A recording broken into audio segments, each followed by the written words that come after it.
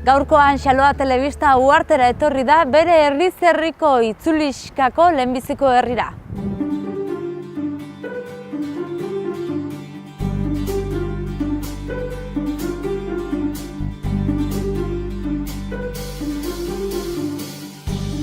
Eta aurtengoan berriz ere herriz herriko bueltaskak emango ditugu. Eta gaur hasteko uhartera etorri gara berriz ere eta hementxe eronduan Ana Labiano zinegotzia.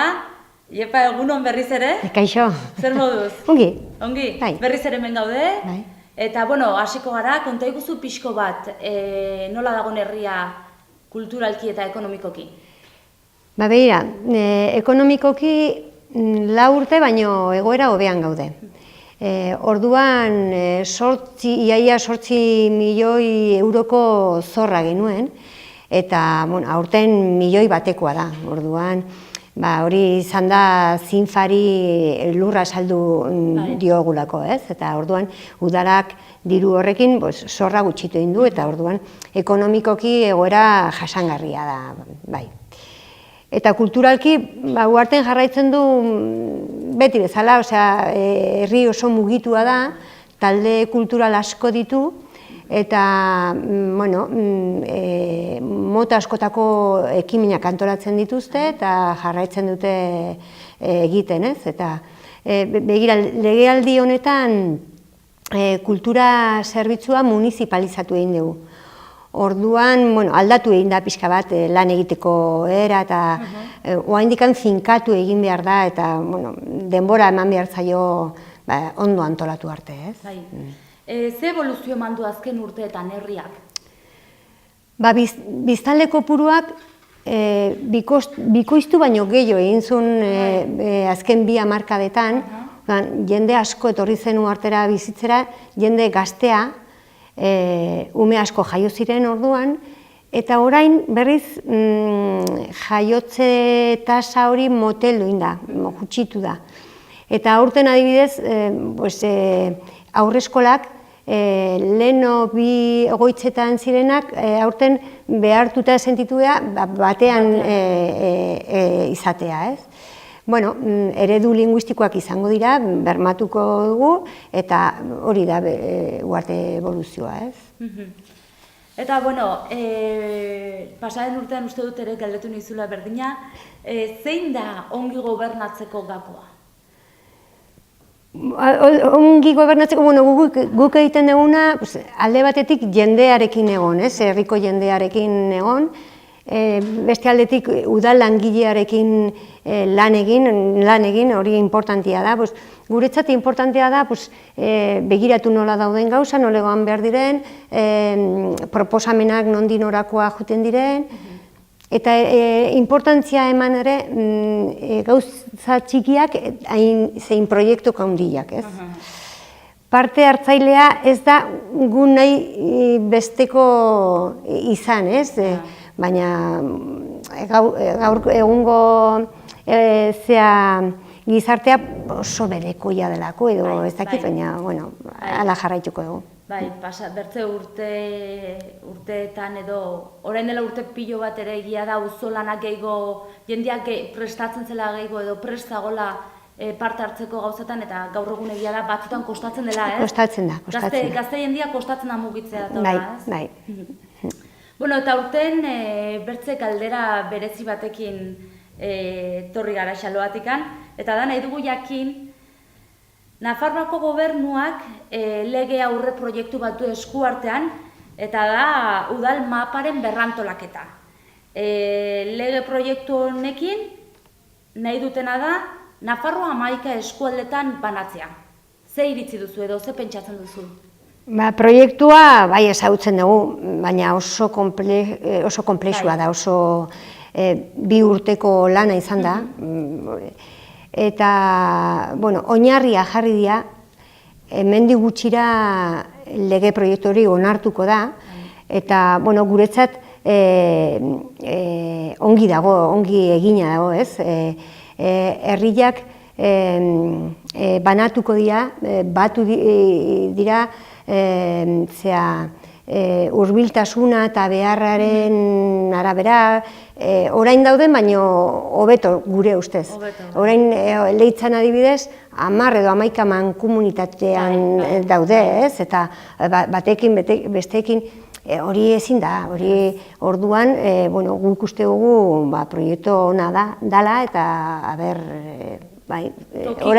orain gauzatu behar da, hori kriston lana suposatzen du horrek, ez? Baina, Eta, Ana, uste duzuzuk lege aurre proiektu honekin zure herrian eragina izango duela? Bai, izango du, zeren Uharte geldituko da Arga eskualdean, ez? Bai. Eta eskualde honek bi azpi eskualdeak izango ditu. Bata Aranak eta bestea Iruñerria, ez? Orduan, orain gaude gizarte zerbitzuetan gaude Esteribarkoekin mankomunitatean, ez?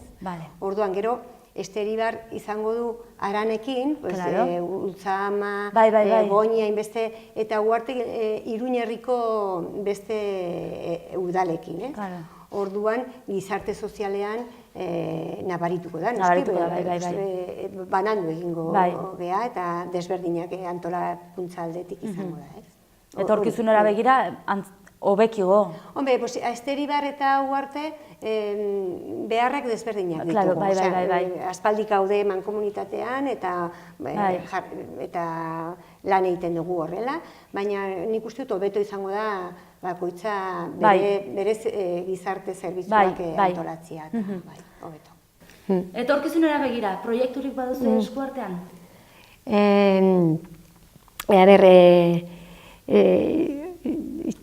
Eskutartean, bai, lehenengoa da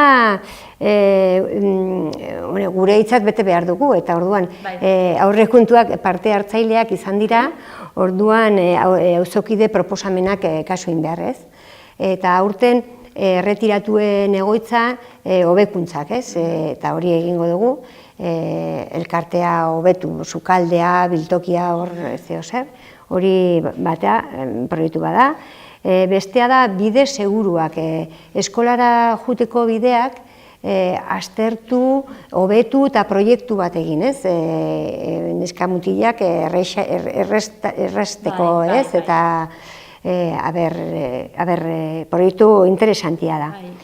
Eta gero ere, Areatzeako meandroa, Ibai Ertzekoa, obra ondarrak kendu dugu aurten, eta hor gelditzen da Ibai Ertze bat, eta proiektu bat dago horri inguruan, natur gune bezala berreskuratzeko, ez? Ez Uharterentzat bakarrik, Iruñerrian Arga Ibaia ondoko pasioan dago, eta da ugolde eremu bada, orduan ezin da hor urbanizatu egiturak egin, baina nolabait natur gune polita edo atsegina egin, ez? Orduan baduzu eskuartean proiektu batzuk, interesgarriak. Hemen guazera? Uharteko zera? Bai, betidanik. Zuretzako ze falta du Uhartek? Falta baldin badu zerbait? Bai, noski, bai. Begira, berdintasunaren teknikak ez dugu, ez? Eta aurten nahi dugu izan zen, aspaldik, eta nahi dugu berreskuratu, ez? Uharte herri handia bihurtu daia, eta talde feministak baditugu, eta lan asko antolatzen dituzte, baina udalatik teknika bat izan laguntza handia izango zen, ez? Hori importantia da. Eta gero beti esaten dudana da espazio eszeniko dexente bat, ez? Dakago kulturetxe txikitxo bat, eta aurten ere badago partida txiki bat, Nafar gubernutik, nolabait, beharrak aztertzeko eta aukerak bilatzeko, espazio dexente bat. Eta gero ere, beti ere eskatzen dugu Nafar gobernura behingoz egiten duen, edo onartzen duen, PA 30 inguru bidea. Badakagu hor zonalde bat, arriskutsutik kanpo, kriston zirkulazio pila hor ertze batean, ez? Eta, bueno, hori bizkat moldatzen dut. aldatu egiten den. Agintaldi bukaeran, ja azkar etorriko dela, nola gustatuko zitzaizun Ustia herria? Bai, gutxi falta da, bai. gutxi falta da, baina, bueno, ni herritarrei esango nioke, bueno, hemen etorri ginen gelditzeko. Bai, Gainera, eske lau urte gutxi da nahi genuen proiektu guztiak gauzatzeko, ez? Zeren administrazio prozedurak oso motelak dira eta gauzak kostatzen dira, luzatzen dira. Orduan, bueno, hor egon geha lan asko egin dugu, arazo asko konpondu ditugu ere, beste legealdietatik etorritakoak, eta baina, bueno, hor jarraituko dugu. Ez dakit gure ustez, Uharte lau urte hauetan lasai bizi da, ez da izan arrisku handirik, ez da izan eskanbil handirik, eta, bueno, kaleetatik giroa eta ondo, orduan, ea horrela jarraitzen den eta ea gu jarraitzen dugun. Aber zertatu zen. Bueno, listo, hementxe bukatuko dugu elkarrizketa. Mila esker Bertze urte batez zana tartetxo hau eskaintza dut Xaloa telebistari. Eta, bueno, ikusiko gara. Eskerrik asko. Zuri. Beste bat arte. Bai, gero arte. Gaio.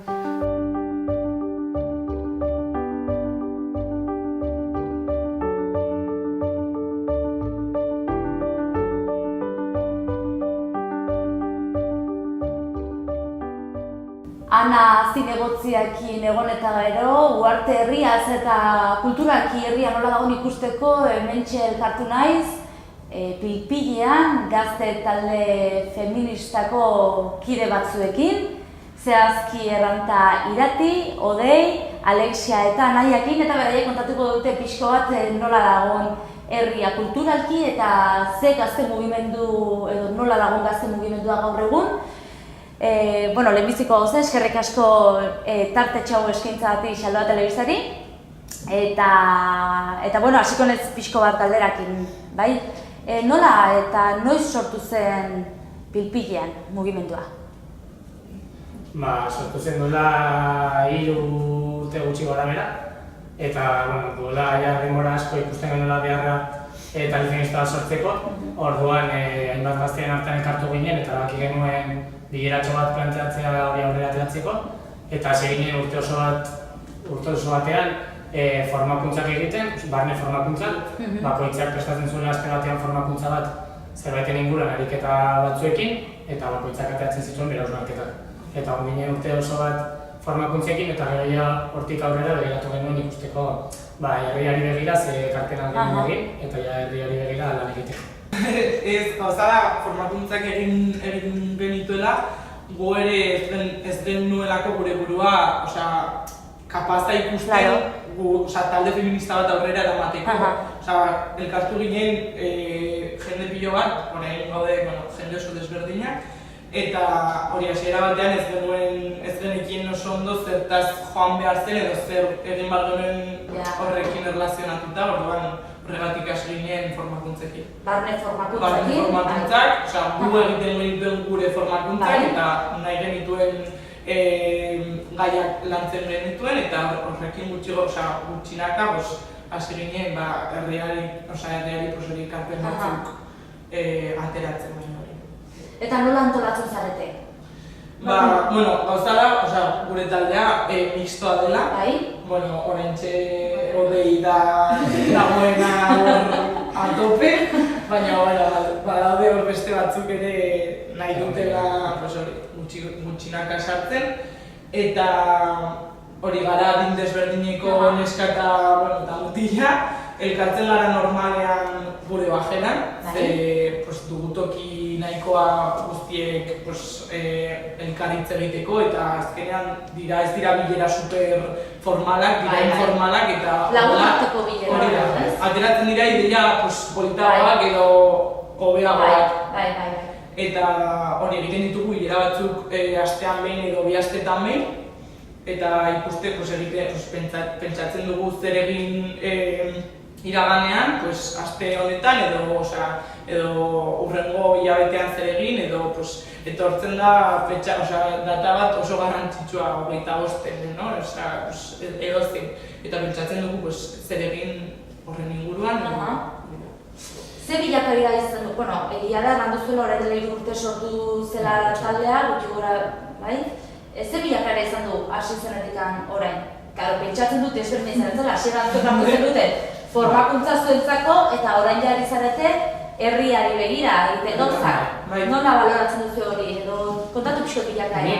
Baloratzen positibo, ze azkenean sortu ginen momentuekin taldea itxita, gutxi gora bera itxita zegoen. Azkenean jendea adinaren gatik eta hainbat arrazoien gatik joan egin da, eta lortu dugu herriari begira egin ditugun gauzen gatik, lortzea jende berria erakartzea. Eta orain 15-16 urteko pariatxo bat sartu da, nahiko gogoekin, eta gainera hori lortu dugula pixka batez ikustea herrian, talde feminista bat dagoela, gazte hona, eta pixka bat hori ikustea duan nik ongi ikusten dut. Nik uste dut egin duguna izan dela, gora joan, ez gara geratu puntu batean edo gure formakuntzara begira, gure ideia zen herriari erakustea zer egiten ari ginen, eta herriak agian kontzientzia bat sortzea, emakumean poderatzea eta da, baina hori egiteko behar genuen gogo ez gain, jendea eta gogoa. Eta zein izan da orain arte egin duzuen dinamikari garrantzitsuena? Edo baldin bat duzue zerbait ere mendikan gutxira egin nahi duzuena, edo kontatu pixko bat dinamikak, ze dinamikak egiten dituzuen? Bertze bat ere mango. Egin genuen protokolo bat jaietan, eta gero baita egin ditugu hainbat gauza, mural bat egin dugu haurreskolan, gero pasan urtean maiatzean baita egin genuen LGTB-aren hilabetea, da urre maila batean, baina promozionatzeko, eta aurten baita baditugu hainbat ekintza hori, adibidez egingo dugu orain maiatzean urtero eta feminitatearen inguruko emakumearen sexualitatea baina gazteekin. Tailer bat bihurnekoa. Eta tailer horiek egiteko eta kanpotik etortzen zaizuen norbait ere batera tailer horiek edo molatzen zatezuen zuena? Gauza dago ez garela oraindik asoziazioa, eskatu dugu, baina oraindik ez, orduan ez dugu dirurik inorek hartzeko edo gure dirutik jarri behar izan dugu askotan dirua, orduan hitz egiten jendearekin, gaztearekin ere, azkenean laguntzen gaituzte, eta udaletxetik ere laguntzak jaso ditugu, baina guri udaletxetik ez daigu diru laguntzarik egin oraindik eta espero dugu esteriz. Tailerra badibidez, hitz egin dugu hitzirekin, gestionatzen duen pertsona, eta orduan bera udalarekin batera jarrituko du dirua eta kontaktatu du tailerra moduan pertsonaren. Orduan erratzen alda finantzazio aldetikan zaudetela horrendikan larri. Normalean gutxi izan dugu, protokoloa aurreratzeko kanpaina guztia udaletxaren esku izan da, baina hori normalean egoten gara eskatzen edo uartiko beste talde kultural bati edo bizkat gola moldatzen gara. Eta gure dirutik. Hori aldatuko da horren urtean, espero dugu, palperak hasi ditugu eta proiektuarekin gaude, baina beti horrelako guzak komeren amaten dute. Zein da ikasturte honetarako lan ildo nagusiena? Hasi pentsatzen dut, udan mundu guztiak bezala, udan hartzen duzuela atxeden aldi bat, eta gero igual ikasturtea hasten den bezala, iraian, pentsatzen dut bildu izan entzaretela eta pentsatu duzuela ze lan hilo jarraitu edo zer egin, ikasturte honetara begira? Aurten, geunden oso zorrotz berdintasun teknikarekin, uarten ez dago. Ez dago, egia da, orentxe barazin negotziakin eta errandu ez zegoela. Eta egon ginen, udaletxarekin hitz egiten, jartzeko tala, eta hori da gure helburu, oraindik gure helburu nagusia, hortan gaude helburua baina. Baina, ez ditugu, ez gara hildo batetik joaten, lantzen ditugu feminismoaren inguruko guztia, adar guztiak, LGTBI landu nahi dugu ere bai, emakumearen sexualitatea eta arlo pila bat, eta ez gara gai batean bakarrik zentratzen, hori da. Eta orduan, joaten gara, adibidez manadarekin gertatutakoarekin batera, ekintza batzuk egin ditugu edo gauza batzuk egin genituen duela hilabete batzuk sententzia jarri zutenean eta hola, baina ez gara joaten gai baten inguruan beti, gertatzen denarekin batera egoaz. Beharraren inguruan baita, beharraren arabera ekartzen gara eta begiratzen dugu baita zer daukagun gertu eta nola dugun hori gauzak horrela atera. Momentu horretan zen bat zaudete gutxi gora bera taldean? Orain, hogei edo, bera? Istoak errandu zen? Hogei gara gara baino. Bai, hasieran sortu ziren momentutik bai mixta zela eta igual eta garen Claro, azkenean bakoitza bat durako bere gauzak egiteko derri, azkenean batzuetan. Goberatzen nahi, bilera batzuetan mutil gehiago izan dela emakumeak baino. Baina orain ja hori ba. Gero bai eskatzen delako konpromisoa hartzea taldearekiko eta batzuk igual ez dute horretzeko. Eta gainera barten baita, badaude talde gehiago ez, izman ninguna. Orduan, jendea joaten da nahi duenera, orduan, Eta gero, egoten barea talde guztietan justu nahi gaudena, gaudela bai talde feministan, bai jaiak aurreatzen, talde kultural, uarteko talde kulturala, gero kuadrillen asamblea baita dago, pizkat gaudela gauza guztietan orduan. Erraten azala orduan uarte kulturalki herri mugitua dela? Gazteen aldetik, bai. Orain arte, bazegoen bakarrik gazte talde mugimenduan, piztu zena, eta duela 3 urte dola, sortu zen eraiki dela kuadrillen asambleak eta jai batzuk prestatzen ditugunak, eta ere pilpilean horrekin batera, nik uste Azken 5 urteetan nabaritu da aldaketa eta sortu dira hainbat talde aurrera eta orain lanean daudena. Orduan bai. Uartekoa zarete? Herri honan bizitzeko? Oso ona. Azkenan dago Iruña gertu eta nabaritzen da Iruña artean dauden herri guztietatik igual herri txura daukan gehiena, nik uste. Ezagutzen garelako hori da. Hombre, nabari da, txikia ginenetik orain arte, mantendu dugu pentsamendu hori de, herri bat dela hori da. Azkenean elkartzen gara guztiok toki berdinean, udan bere lekuan, hori da. Faltatu zerbait uan dikzuentzako, edo utzeko zenuten horrela? Galdera zaila, Bruteri dezente. Hori da. Bueno, Hombre, eta gero baita, baditugu bajerak, baina adibidez, baina ditugu txoko bat gazte guztiak elkartzeko. Azkenean ordaintzen gaude hilabetero zen bat diru eta ordaintzen badute 8 kuadrilla zen bat diru pila bat da. Horri igual aldaketa bat eman barko zitzaien. Bueno, erran arguditu da telebistan. Eta ja bukatzen joateko, balorazioa, 3 urte hauetako balorazioa, edo taldea sortu zen dutenetik balorazio bat. Orokor bat, Ni oso pozik, ni dago super pozik,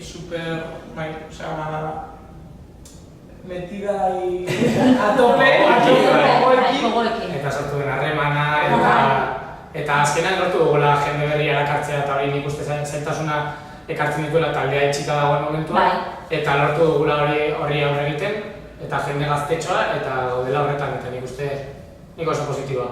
Nik uste dut ondo egin ditugula gozatxe, hasieran informatu ginen eta landu genuen guk, eta gero ja gutxinaka joan gara azaleratzen orduan, nik uste dut horrela prozesu hona dela jarraitzeko. Nik igual nik uste eman behar dugula garrantzia, baita sartzen den jende guzti hori formatzea, eta ez uste atzean barne formakuntza horiek egin genituena, eta buelta bat ematen eta horri baita hori aurrera eramatea hori, orduan nik uste hori eginez gero oso ongi. Eta azkena, zen bezu nahi bidali herriko gaztei? Ez garela talde itxi bat, nahi duenak eta hor dadila, gurekin hitz egiteko, bere iritzia ematiko, ze azkenean bakoitzak badugu gure iritzia taldearen barruan, errespetatzen da guztia, eta hori, gonbidatzen zaituzte. Gonbidapena jasota, aber dezetortzen garen berriro. Eskerrik asko laukote, benetan, kriston pila baloratzen dugula tartetxo eskaintzea guri. Ez delako erresa, unitzetan jendia erantzea etorkatzetan. Eskerrik asko, eta segi horreinen indartxu zegoetan ez eta gogotxu. Bi esker.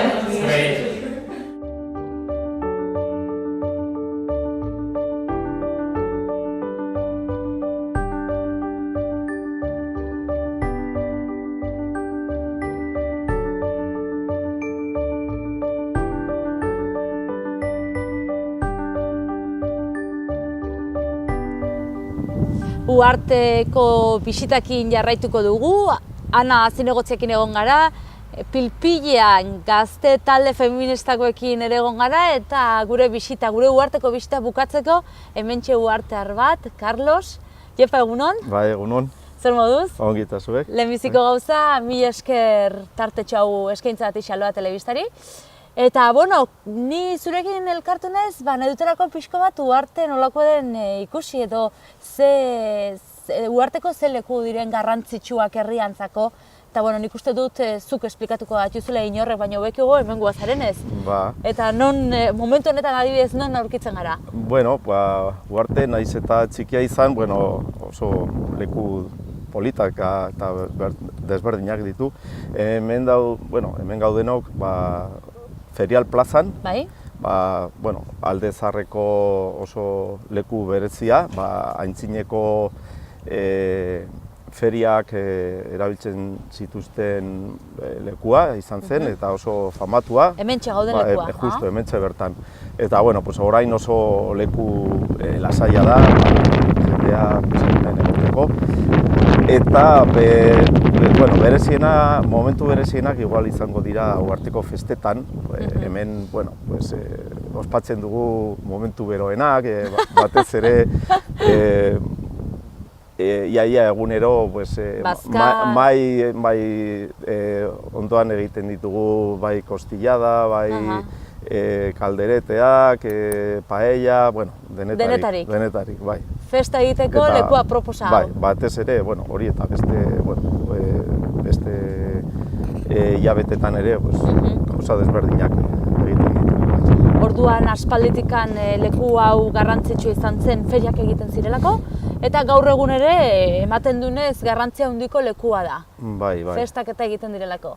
Bale, hemendikan hurbildugu Alde Zaharra edo horrela, ezta? Bai, egia esan ja, Alde Zaharrean gaude, baina handik ikur dezakegu portal kalea, eta, geratzen diren etxe zaharrenak iaia, egia zen oso etxe gutxi geratzen dira uharten, eta, batez ere kale nagusian eta hemen plazan, eta, Ugaldetxe eta San Esteban aldean ere, dira batzuk, baina, nahi baduzue, bai, dudarik gabe. Dezakegu ikustera zeo zer. Ikustera hurbilduko gara. Bale, ba.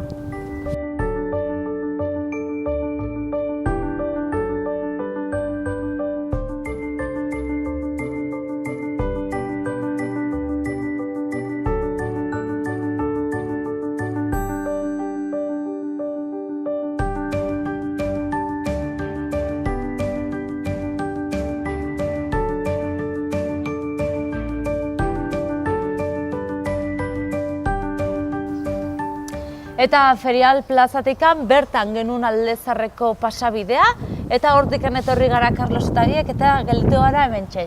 Jak, ikusten dugu gure atzekaldean mural polit bat, konta iguzu pixkan. Bai, uharten ja oso etxe zahar txikiak eta, gutxi geratzen dira, baina eskerrak gure artistak, gure denontzat errekuperatu dute antzineko irudiak, eta, oso mural, izugarria, geratu zen oso polita.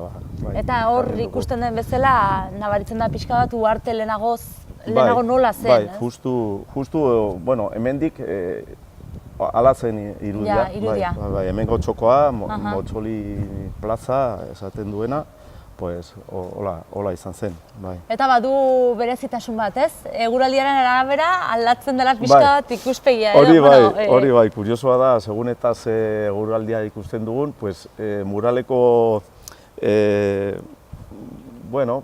argazkia edo aldatzen da. Eta goiko partea, hodeiak eta zeurakin batera, berezia. Bai, berezia. Eta erran barra da ere bai, herriko batek egindako murala dela, orduan berezigua oraindik ere bai, ez? Herriko pertsona batek marraztea murala eta... Bai. Oso ongi? Bale, ba. Bueno, jarraituko dugu aurrera, ez? Beste txoko berezi bat ikusteko. Bai, jarraituko dugu alde zarretik. Ados. Bai, bale, ederki. Venga.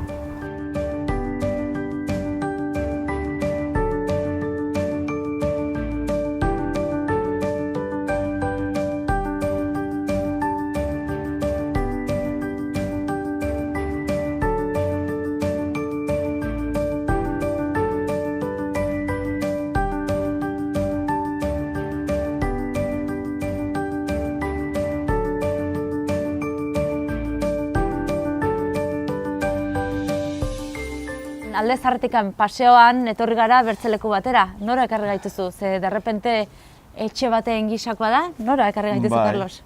Pues, bueno, hau da Berdintasuna elkarteko sedea. Ja, orain dela 50 piko urte, hasi ginen hemen elkartzen. Elkartzen eta uharteko lantzen, batez ere, gure helburua izan zen uharteko ohiturak eta euskaldunizatzea batez ere, eta hemendik hasi ginen kultur ekintzak egiten, euskara aldetik lana egiten, batez ere euskaltegian lehenengo izan zen gau eskola, eta gero ja euskaltegi, eta beste gautzen artean hasi ginen uharteko joaldunak taldea betetzen. Ara, orduan uhartearra izateaz gain joalduna ere bazara? Bai. Lehenengo urtetik hasi ginen, eta oso lan gogorra izan zen guretzat.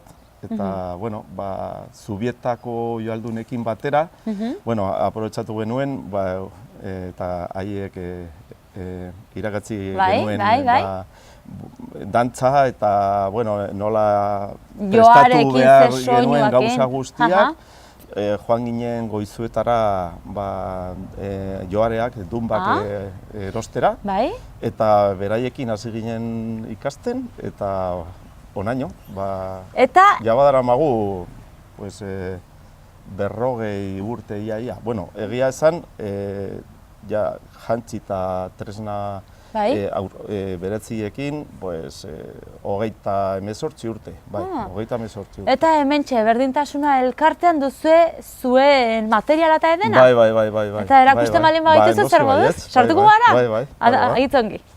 Bueno, eta orduan, Carlos, joalduna zara, joaldunen taldea duzu, eta hementxe ikusten dugunez, duzue joareak, ardilarrua, konta iguzu. Errandu gatuzu, kasik duela 40 urte sortu zinetela, eta iaia 38 urtera damazuela ja arropa berezi hauekin. Zenbat pertsonak osatzen duzu taldea gaur egun? Gaur egun 30 bat edo, azken boladan igual gutxiago geratu gera, baina justu inautietarako sartu ziren 5-6 pertsona berriak, eta han gaude, normalean asko aldatzen da taldea. Kontutan hartu, jende heldua batzutan uzten du egitea, eta badugu ere txiki talde bat. Orduan txikiak gero izaten dira gazteak, eta ja gazte... Behintzat etorkizun bat baduzu ez, jarraituko dizuetana. Hori bai, betidanik. Eta gazteok ere batzuk gurekin egiten dute, nahiz eta ja helduagoak izan, ja hartzen dute joare handienak, hemen baditugu berarentzat joare txikiak. Txikiak, Eta hori ikusten dena da isopoak ere, eta, bueno, txanoak. Bai, mentxe txanoak. Eta normalian ohitura duzue bertze herritara eta rola ateratzea hola joaldunak bezala? Gonbidatzen zaituzte hola? Bueno, orain gero eta gutxiago. Egia esan, hasi ginenean, bakarrik Ituren eta Zubieta aparte, guk izan ziren hirugarren taldea, eta lehenengo urtetan, normalean, 15 ekitaldiren bat edo, egiten genuen herriz-herri, batez ere Euskal Herrian, egon gera leku guztitan. Eta kanpoan ere, zerbait egin dugu Zaragozan edo Katalunian, baina normalean hementxe egiten ditugu gauzak. Ze balorazio egiten duzu taldearena?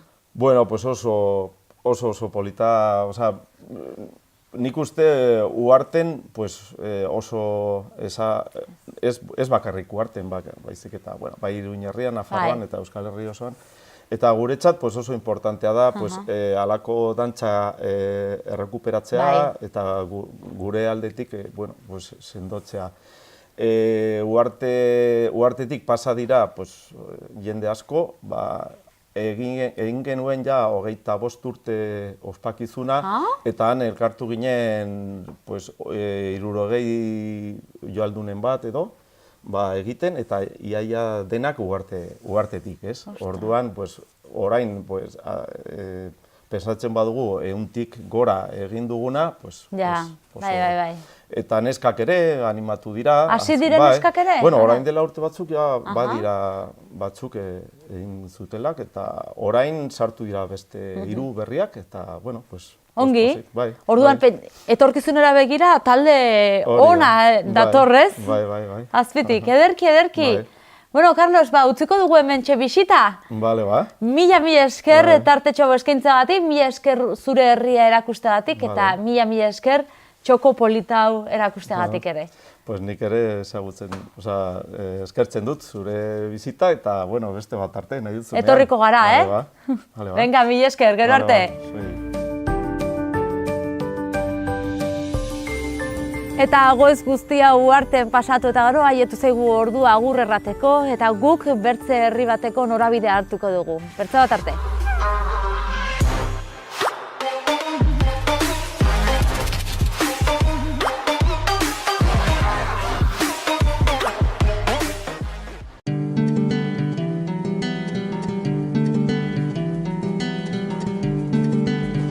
Saio hau Nafarroako Gobernuak diruz lagundu du.